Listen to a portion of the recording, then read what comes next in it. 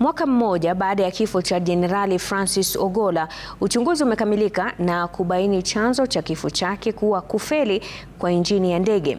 Katika ripoti ya wachunguzi mnamo tarehe 18 Aprili mwaka uliopita, Ogolla na maafisa wengine 11 walizuru eneo la operesheni ya kijeshi maarufu Operation Uhalifu katika kaunti za Baringo, Elgeyo Marakwet na Pokot Magharibi.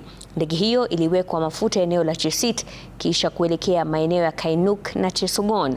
Ndege hiyo ilipotua Kainuk iliongezwa mafuta tena na Ogolla na maafisa wenzake wakaelekea katika shule ya upili ya vijana ya Cheptulel eneo la Chesogon, ambapo saa 8 na dakika 20 ndege hiyo ilianguka ikipaa angani katika eneo la Shamba la Amani na kulipuka.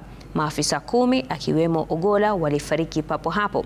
Kulingana na ripoti hiyo, uzito wa ndege hiyo, hali ya anga na mawasiliano ya mitambo hayakuwa vigezo vya kusababisha ajali. Wachunguzi wamependekeza kuboresha operesheni za ndege katika idara ya wanahewa ili kuzuia ajali kama hiyo.